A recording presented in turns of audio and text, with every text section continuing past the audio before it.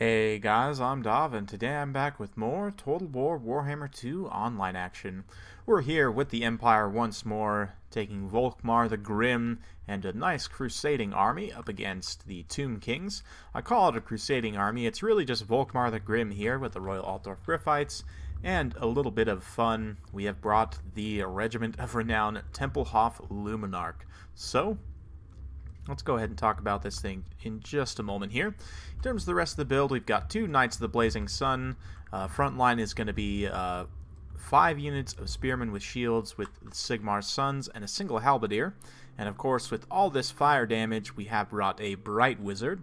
He's got the Kindle Flame proc, of course, Cascading Fire Cloak, Flaming Sword of Ruin, and the Burning Head. So all very good stuff.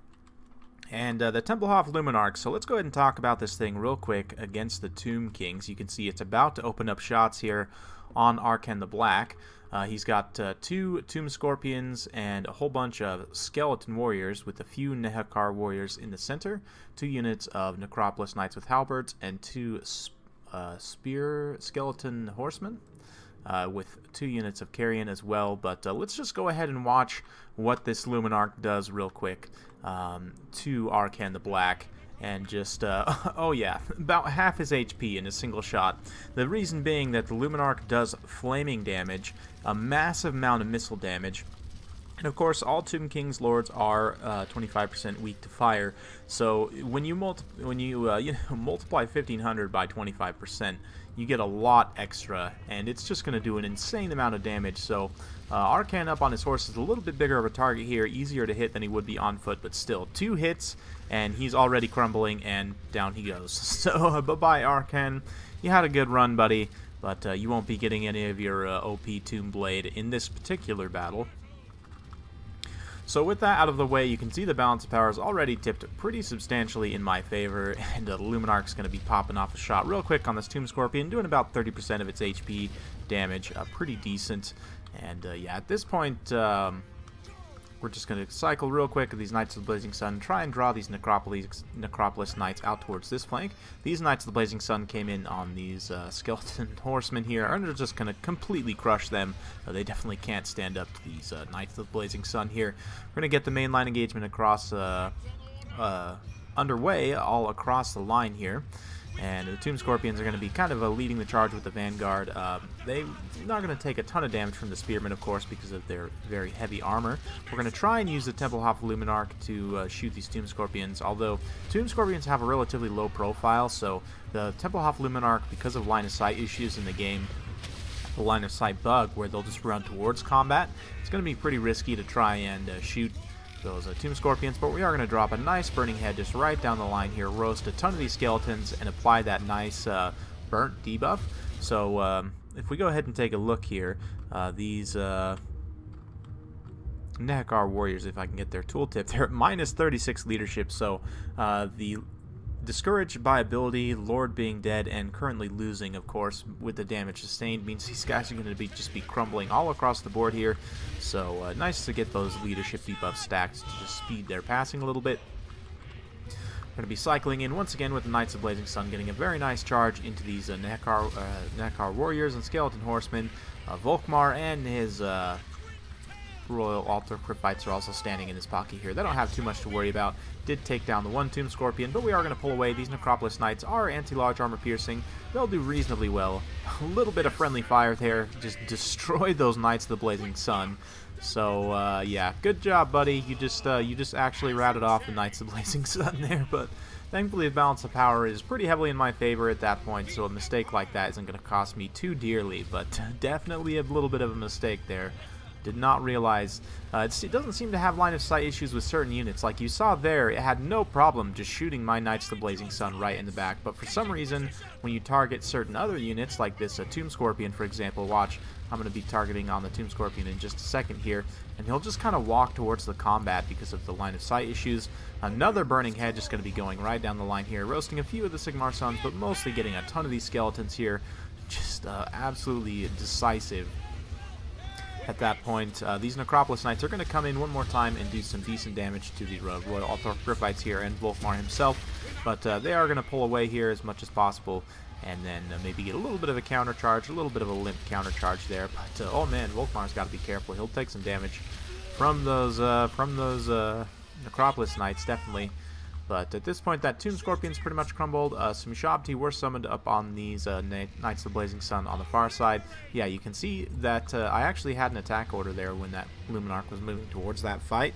But because of the line of sight issues, it just, instead of stopping and just showing the obstructed icon, it actually moves towards the fight for whatever reason. And that bug's fairly well documented. I don't need to go into too much detail in this particular video on that, but if you guys go to, Total War subreddit and a lot of other channels have talked about that bug pretty in depth, so I'm not going to harp too much about it here. We're just going to kind of soak up some of this cinematic action as these Empire Halberdiers help take down these Necropolis Knights, looking very cinematic.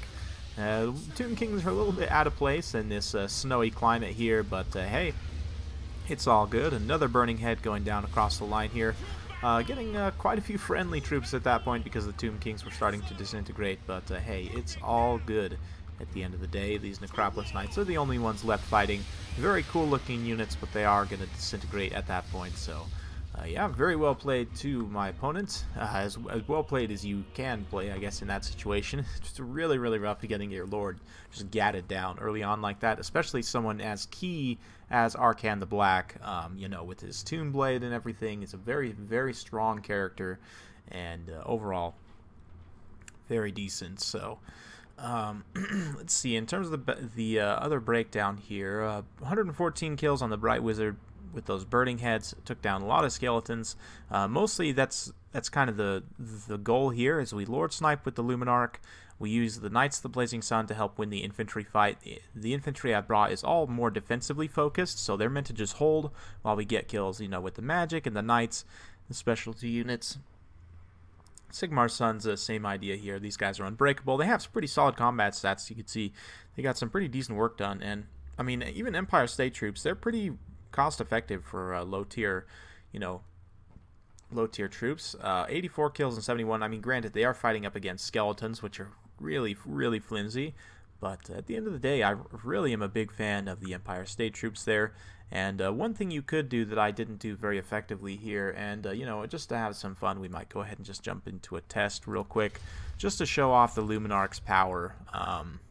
So if we go ahead and jump into a custom battle here, so we'll change to, let's see here, MP Crossroads, and I'll take the Empire, and we'll give the AI Arkhan here. You know what, let's just for fun, let's go a bit bigger, and let's actually give him a Tomb King on a Camarine War Sphinx, and then I'll just bring, some stuff, and we'll just test something out real quick, just to show off the power of the Luminark here. Oh, yeah. Here we go. There we are. Okay. So, I just want to see how much stacking Kindle Flame on top of the existing weakness to fire, how much of a difference that actually makes. So we're just going to pop Cascading Fire Cloak once the Luminark is ready to fire, and then that should give a 25%, or it's 22%, that's right, 22% weakness to fire, in addition to the existing 25%, so we should be able to see that on the Tomb King in terms of the tooltip, and we'll see if the Luminark is able to deal some pretty substantial damage here. So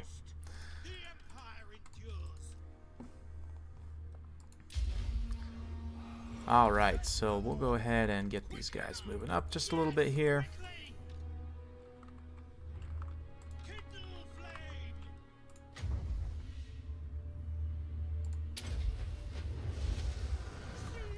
And now that we've got the Kindle Flame up, if we go ahead and pause here as that bullet is, or that laser beam, I guess you could call it, is traveling, we see we do have that Kindle Flame proc here, 22% weakness to fire, bringing this guy up to a total of 47% weakness to fire. So let's see what this Luminark shot does. 75-87 here. Oh yeah, so that did about 2,000 damage in terms of yeah, Yeah, that was about 2,000 damage, give or take, so very, very impressive. So let's go ahead and turn off fire at will, and we'll go ahead and just change the order briefly and see if we can get that Kindle Flame to run out. Maybe we'll go ahead and pop this guy with the net while we're waiting on that, and then we'll kind of compare to see if there was a substantial difference with just a regular shot here. But the Luminark is a great tool against the Tomb Kings. Would definitely recommend bringing it in this matchup. So, alright, let's go ahead and pop him with one more shot here. So he's at 5,400 roughly. So a little bit less. That time was a little bit under, more like about 1,500. So yeah, it does make a pretty substantial difference with that Kindle Flame proc. So even in a situation like that before, I didn't do that in that replay, but if I had cast that Cascading Fire Cloak, you know, on the Bright Wizard himself, you know, we would have done extra damage to Arkhan. That being said, I mean, because it pretty much two-shot Arkhan, you know, if it's only does 75% of his HP damage, I mean, you're still going to have to use 2 shots to finish him. So in that specific situation, I don't know that it would have helped that much. But against something that has more HP, I would definitely say using that Cascading Fire Cloak to proc the Kindle Flame and then shooting with the Luminark is definitely going to be a powerful strategy. So we can go ahead and just cast something else real quick. We'll just pop him with a Fireball just for fun. And then pop him again with the Luminark here. So he's once again got that that extra weakness to fire, and we'll see, is the Luminark actually going to fire? Maybe not. Maybe it's bugged. There we go. Point blank. Nope. And it goes off into the sky. Anyway, you guys get the point here. But yes, fire synergy from the Empire is real. They're probably the most potent fire faction in the game, just because they have access to so many different units that can do fire damage. Which, I mean, I've talked about that before. I don't need to go into too much detail here. But yeah, a very fun game. Hope you guys enjoyed watching that battle. If you like this kind of content, like and subscribe. I'm keeping it coming with more Total War Warhammer 2 content every single day. So stay tuned for more, and we'll see you next time.